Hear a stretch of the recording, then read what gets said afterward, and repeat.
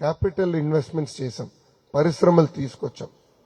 Kia తీసుకురావాలంటే తమిళనాడు, కర్ణాటక, గుజరాత్తో పోటీపడి Kia తీసుకొచ్చాం.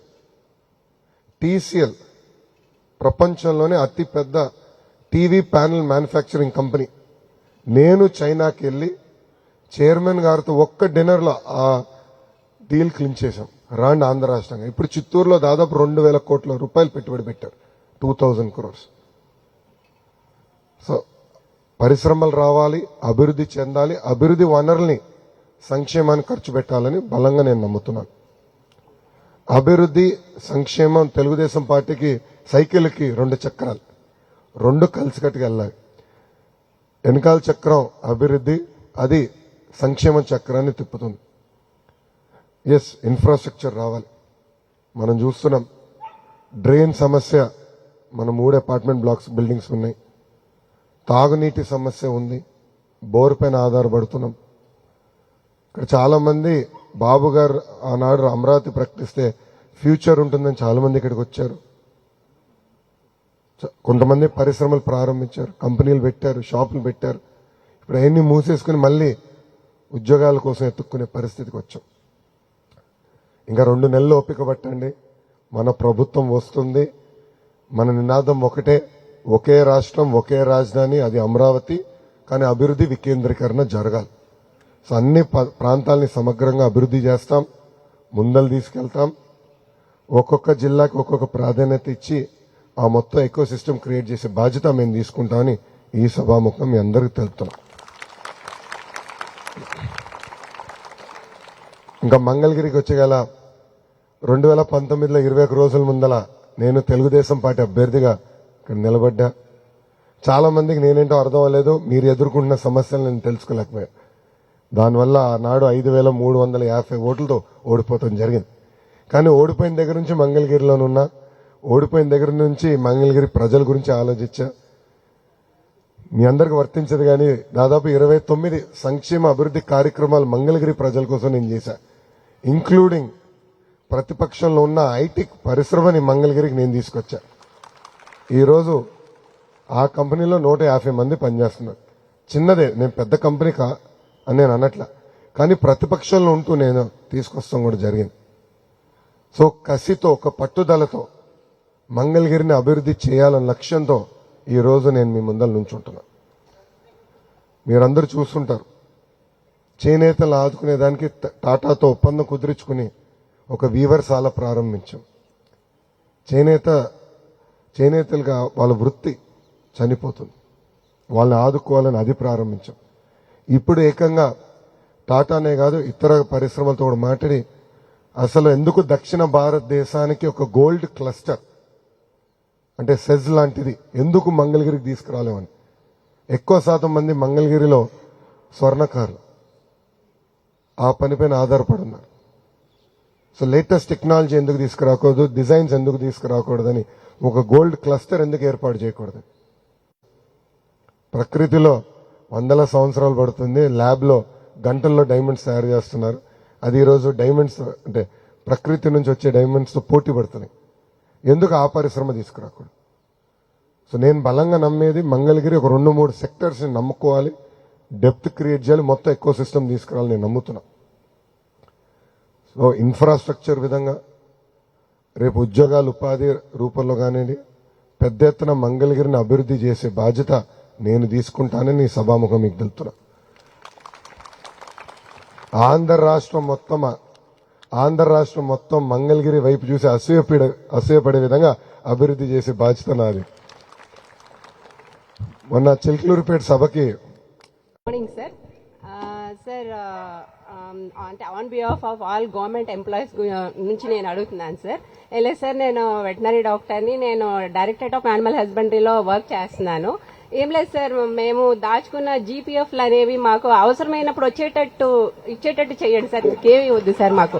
అంటే నేను అందరు గవర్నమెంట్ ఎంప్లాయీస్ తరఫున అడుగుతున్నాను, not only one department, suffering all department employees sir. ఆ జీపీఎఫ్ సార్, మేము ఎప్పటి నుండి జాయిన్ అయిన దగ్గర నుండి దాచుకున్న డబ్బులు మాకు అవసరమైనప్పుడు మాకు వచ్చేటట్టు అదొక్కటి సార్. అంటే అది మీకు నేను చెప్పవచ్చో తెలియదు, కానీ మీరు ఈ అవకాశం చెప్పేశారమ్మా, అయిపోయింది. Thank you.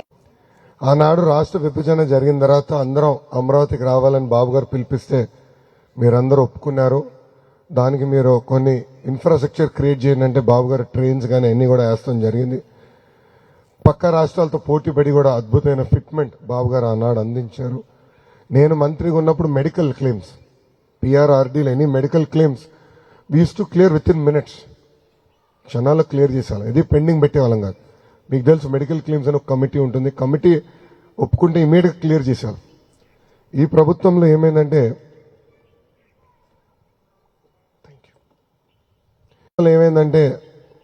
సరైన ప్లానింగ్ లేకుండా ప్రజలందరి ముందల ప్రభుత్వ ఉద్యోగస్తులు ఏదో పెద్ద మోసం చేస్తున్నట్టు చిత్రీకరించి ఉద్యోగస్తుల్ని ఈరోజు ఇబ్బంది పెడతాం. చాలా చాలా బాధాకరం. ఆంధ్ర రాష్ట్ర అభివృద్ధిలో కూడా మీరు భాగస్వామి. నేను చూసా, మంత్రిగా చేశా, కానీ మీరు కూడా భాగస్వామి. గతంలో లేదు ఈ సమస్య. మన ఫిట్మెంట్ ఇష్యూ లేదు, ఐఆర్ ఇష్యూస్ లేవు, ఈ మెడికల్ ఇష్యూస్ లేవు, జీపీఎఫ్ లేదు, ఇష్యూస్ లేవు. రిటైర్ అయిన వెంటనే బెనిఫిట్స్ కూడా వచ్చేవి, అవన్నీ ఇప్పుడు ఆగిపోయినాయి. So we need to stream line this first. And తప్పనిసరిగా ఇది మొత్తం స్ట్రీమ్ లైన్ చేసే బాధ్యత బాబు గారు తీసుకుంటారు. చాలా మంది అడుగుతారు బాబు గారు ఎట్లా చేస్తారు అని. అనుభవం ఉంది ఆయనకి. 1995లో ఆయన ముఖ్యమంత్రి అయినప్పుడు ఇలాంటి పరిస్థితుల్లోనే ముఖ్యమంత్రి అయ్యారు. 2014లో మళ్ళీ ముఖ్యమంత్రి అయినప్పుడు ఇలాంటి పరిస్థితుల్లోనే మళ్ళీ ముఖ్యమంత్రి అయ్యారు. ప్రజలు కూడా చంద్రబాబు గారు కష్టకాలాల్లో గుర్తొస్తారు. ఆయన అన్ని సెట్ చేస్తారు, మళ్ళీ మర్చిపోతారు. నేను బాబు గారికి ఎప్పుడు చెప్తా, అనుభవించేది దేవుడు మీకు రాసలేదు సార్, మీరు కష్టజీవి అని చెప్తాను నేను. ఆయన నిరంతరం కష్టపడతాడు. ఆయన జీవితాంతం మొత్తం చూస్తే కష్టమే. ప్రజల గురించి ఎప్పుడు ఆలోచిస్తాడు ఆయన. So this is something will take care. Thank you very much. Weekly once మేము అక్కడ వెళ్ళి అక్కడ ఎడ్యుకేట్ చేస్తున్నాం, పీపుల్ రైట్ వేలో ఎలా వెళ్ళాలని గైడెన్స్. అది మన రెస్పాన్సిబిలిటీ అండి ఫస్ట్. తర్వాత సార్ నేను అబ్జర్వ్ చేసింది ఏంటంటే when it comes to doctors from the ఆ ఎకో సిస్టమ్ మిస్ అవుతుంది సార్. నేను 2 decades training and placement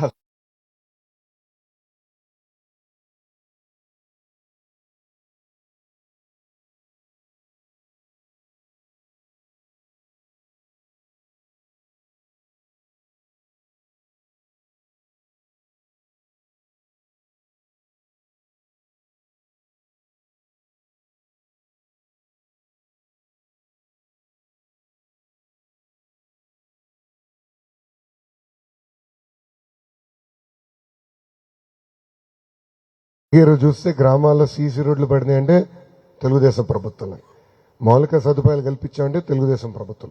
so we have done lot of work there. We need to do more. Industry మీరన్నారు, we have done it in the past. మీరు ఒక్కసారి తిరుపతికి వెళ్ళి చూడండి. Tirupati airport బయట ఒక్కొక్క కంపెనీ తీసుకొచ్చింది తెలుగుదేశం పార్టీ. ఎలక్ట్రానిక్స్ మ్యానుఫ్యాక్చరింగ్ క్లస్టర్కి we wanted to bring the entire eco system.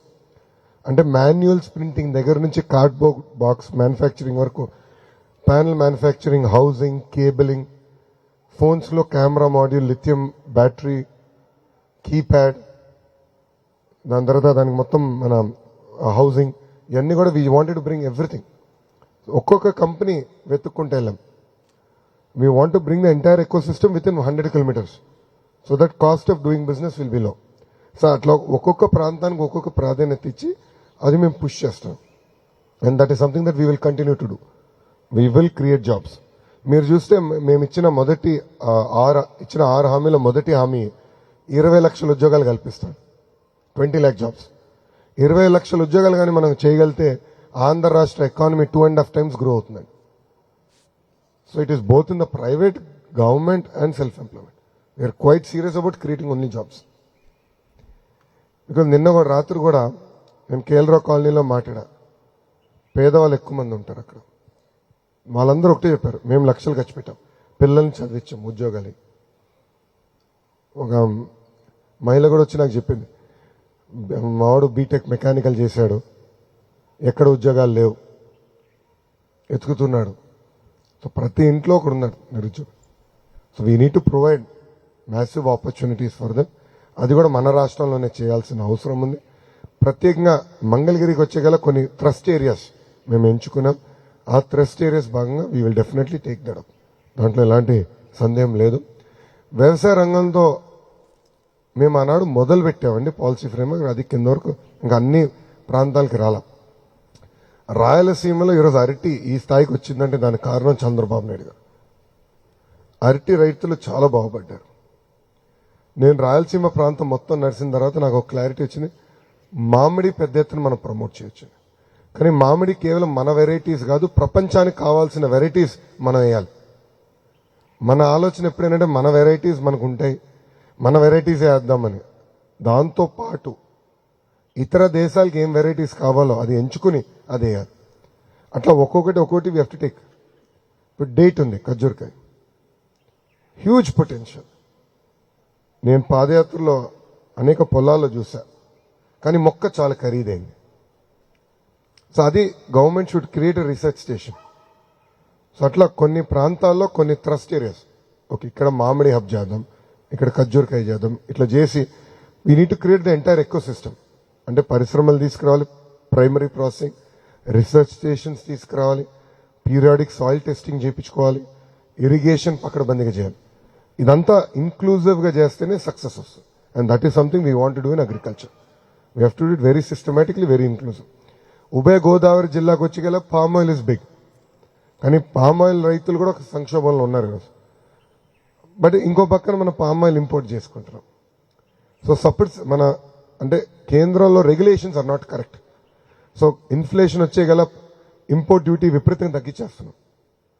But inflation కంట్రోల్కి వచ్చే గల we are not able to increase import duty. దానివల్ల డొమెస్టిక్ పామ్ ఆయిల్ ప్రొడక్షన్ దెబ్బతింటుంది. సో అన్నతో నేను మాట్లాడతాను, we'll have to work with commerce ministry to create a automated sort of a slab system. So inflation పెడితే of course inflation should be in control, but at same time domestic రైతుల్ని కాపాడుకోవాలి. So అట్లా ఒక్కొక్క area ఒక్కొక్క trust focus area ఇవ్వాలి, ఇచ్చి we'll take it up quite seriously in agriculture. Thank you. గంజాయిలో మునిగి తేలుతున్నారు అని ఈ 4 సంవత్సరాల్లో మనం ఎక్కువ విన్నాం. అంతకు ముందు వరకు గంజాయి సంస్కృతి ఆంధ్రప్రదేశ్ లో లేదు. సో దాన్ని అరికట్టడానికి మీరు ఎలాంటి చర్యలు తీసుకుంటున్నారు? ఇంకొక క్వశ్చన్ కూడా ఉంది. ప్రస్తుతం ఇక్కడున్న ఆంధ్రులు ఎవ్వరూ కూడా గుండెల మీద చేసుకొని ఇది మా అమరావతి అని చెప్పుకునే పరిస్థితి లేదు. సో నెక్స్ట్ మేము గుండెల మీద మా అమరావతి మా రాజధాని అని మేము ఎంత గర్వంగా చెప్పుకోగలమో మీరు చేసి చూపించాలి. ఎలా చేస్తారు? తాడేపల్లి టౌన్ లో పెట్టుకున్నాం.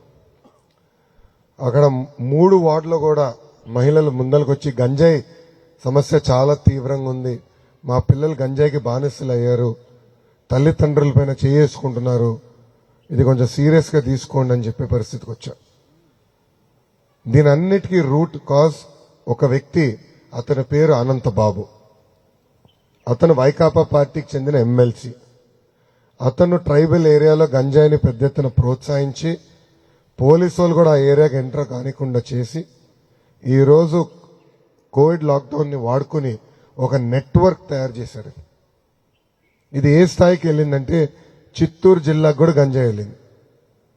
అక్కడ చంద్రగిరి నియోజకవర్గం ఉందండి. చంద్రగిరి నియోజకవర్గంలో నేను పాదయాత్ర చేస్తున్నప్పుడు ఇట్లా లంచ్ లో బ్రేక్ తీసుకున్నా. ఒక తల్లి వచ్చి నన్ను కలిసింది. ఆ తల్లికి 3 కూతురులమ్మ.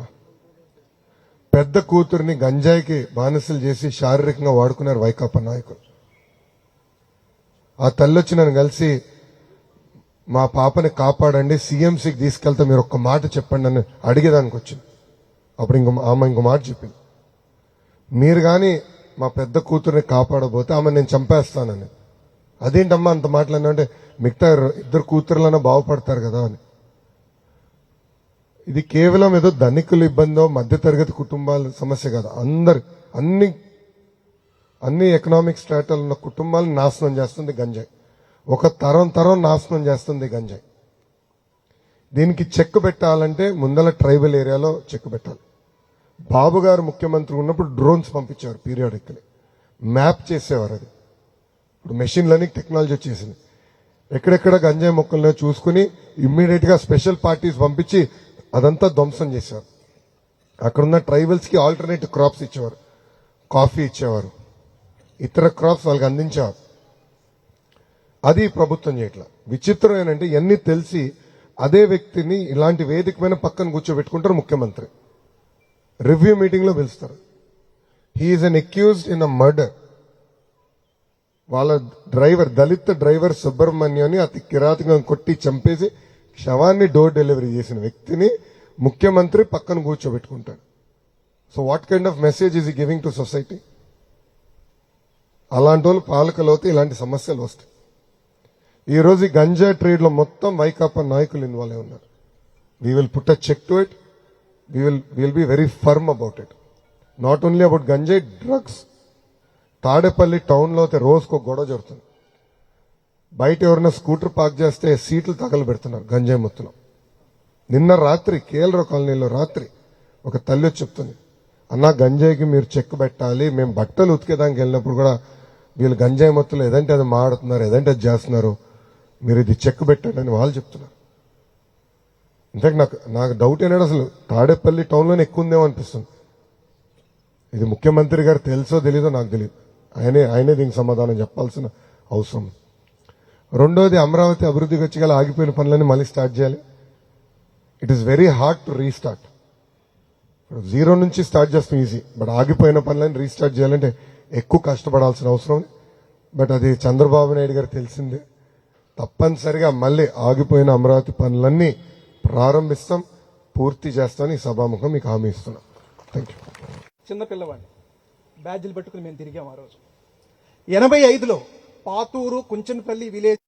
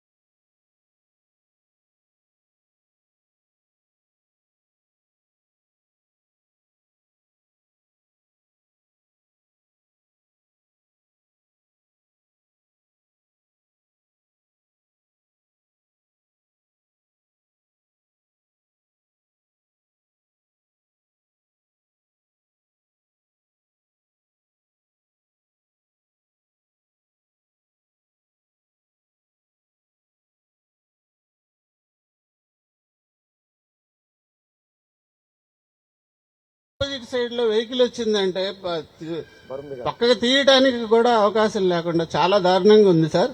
ప్రతిరోజు యాక్సిడెంట్లు అవుతున్నాయి. కొంచెం దయచేసి మీరు తప్పకుండా మీ ప్రభుత్వం వస్తుందని మాకు గట్టి నమ్మకం. కొంచెం దాని చర్య తీసుకోవాలి సార్. చంద్రబాబు గారికి నేను చాలా అభిమాని, తెలుగుదేశం అంటే చాలా ఇష్టం నాకు. ఒక చిన్న రిక్వెస్ట్ గుర్తుపెట్టుకోండి సార్. పెద్ద రోడ్ వస్తుంది, అక్కడ పనులు ఎందుకు ఆగిపోయినాయి చెప్పండి. లాయర్ గారు మీరే కదా, ఎందుకు ఆగిపోయినాయి అంటారు? ఇక్కడున్న ఎమ్మెల్యే గారు రైతుల్ని రెచ్చగొట్టి కోర్టుకు పంపించి కేసులు వేపించి ఆపిచ్చాడు పనులు. రాజకీయ లబ్ధి పొందేదానికి ఆయన ఆ పనులు ఆపిచ్చారండి. అందుకే ముద్దుగా ఇక్కడున్న ఎమ్మెల్యే గారి కరకట్ట కమలాసనం పేరు పెడతాను. One of the best litigant master. నిజంగానే మీ ప్రొఫెషన్కి వచ్చుంటే ఆయన హరీష్ సాల్వే గారికి పోటీ పడేవాడేమో, అంత లిటిగెంట్ మైండ్ అయింది. 10 సంవత్సరాల నుంచి కేసులు వేసి ఆ పనులు ముందరలేకుండా ఆపేశారు. ఈ రోజు పెనుమాకు ఉండవల్లి రైతులు బాధపడుతున్నారు. అరే మేము తప్పు చేశాము, వాళ్ళు కూడా బాధపడుతున్నారు. అనవసరంగా అతని మాటలు నమ్మామని నేను వాళ్ళతో మాట్లాడినప్పుడు అదే చెప్తున్నా. ఆ రోడ్డు పూర్తి చేయాల్సిన అవసరం. మీరు చూసారు కదా, రోడ్డు మధ్యలో ఆగిపోతుంది, కరెక్ట్ కట్ అవుతుంది. ఆ రోడ్డు పూర్తి అయిపోతే ఇంక కనెక్టివిటీ ప్రాబ్లం ఉండదు. 100% will finish that road. So మీకు ఆ డౌట్ అవసరం. అమ్మా, ఈరోజు సుదీర్ఘంగా మీరు ఎదుర్కొంటున్న సమస్యలపైన చర్చించాం.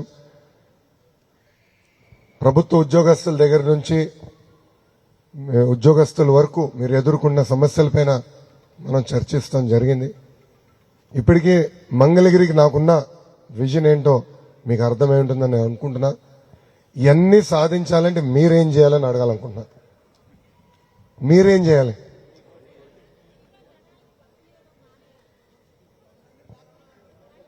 అన్నా